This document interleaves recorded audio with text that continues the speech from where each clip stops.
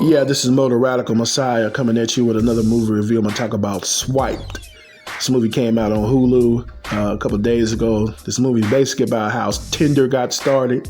It's basically like another social media movie, like basically how that Facebook movie that came out about 14, 15 years ago is basically what this movie was, just showing you how Tinder got started and how Bumble got started. Online dating movie. The main character, I think her name was like Margaret Wolf or something like that. I forgot the lady's name. I know the last name was Wolf.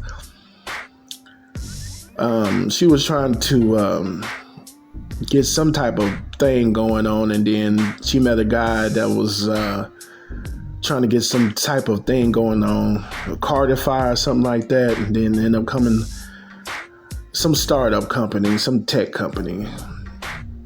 Then she got a job from this dude, and all of a sudden they were trying to come up with a dating app, and she came up with the name Tinder. And then the company didn't want to give her, full gratification that she came up with the name, and she was the co-founder. Then she ended up getting a relationship with some dude, some lame dude that was working there, and he was kind of simpish, very simpish, and she didn't have enough game to realize that this dude was a simp, and she ended up getting a little relationship with this dude, and he was trying to take credit for everything she was doing and stuff like that, man. Basically, this movie was just all over the place with this woman, man. Then she talking about some sexual harassment stuff going on with the dude after she done broke up with him because he was a simp, saying all this simp stuff to the chick, sending her all these damn messages. Instead of going to the damn police like she's supposed to, filing some type of report on the dude, she ended up going to the guy that gave her the job, the owner of the wherever company. And then they didn't want to give her, like I said, give her the full credit for coming up with the name Tinder and starting everything. So she ended up trying to file a lawsuit against Tinder. And then they made her sign a non-disclosure agreement, NDA, and paid her some money. And then the guy that owned Badoo gave her a little startup company that she can make her own little dating service called Bumble, where the woman is in control. She was basically trying to have women in control and stuff. I'm like, this woman was like some type of feminist almost. Then she ended up getting married to some country dude in Austin because she moved to Austin, Texas. And this movie was all over the place, man. I give it 4 out of 5 stars. And this is a real true to life story. This woman was really, man, she went through some things, man, messing with these crazy ass white dudes in the industry, man. So she ended up becoming a billionaire or whatever. So it was a decent movie to watch, man. It's basically the narrative of this movie was trying to make it seem like all men are bad type stuff. And then she ended up getting married to some dude. I'm like, okay, man. She was such a hardcore feminist. She ended up marrying some dude, some cowboy dude, and they didn't even show what he did, what type of career he had.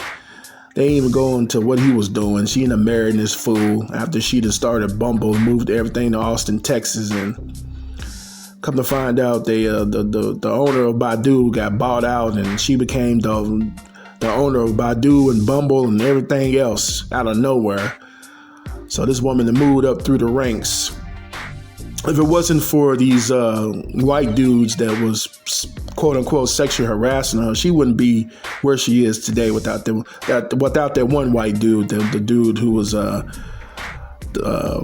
co-founder or the owner of Tinder or whatever. I forgot the guy's name. If it wasn't for him, she wouldn't be where she at today because he gave her a job and she didn't have no job doing anything. She was driving a little raggedy car, living in a raggedy apartment. If it wasn't for this dude, she wouldn't be where she is today. So she need to give that dude some type of thanks, man. Because even though, he didn't want to listen to her about the dude she was in a relationship with, she shouldn't have been in a relationship at the job.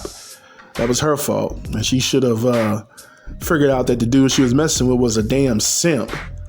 And she should have went to the damn police after this dude was sending her all these crazy ass text messages. I mean, this dude was sending her all kind of crazy stuff.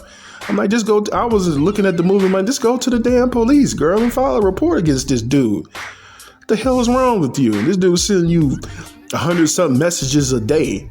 What type of simp ass stuff is that? That's a simp, man. That's a stalkerish simp. That dude need to get in trouble, man. You can't sit there and send no damn female no messages like that and expect not to get in no damn trouble. What type of stuff is that, man?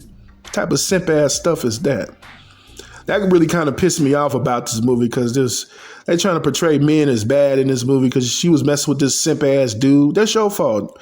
This is what I wouldn't say that's what she get, but you shouldn't be up at your job having a relationship with anybody at your job, period. Because stuff like this happens. So anyway, I give this movie a 4 out of 5 stars. If this is a real life adaptation of what she was going through, I give it a 4 out of 5 stars. It's a good movie. How she then came up through the ranks, became a billionaire and stuff like that. I enjoyed watching the movie. I really did. This has been Mo, the Radical Messiah. Mahalo.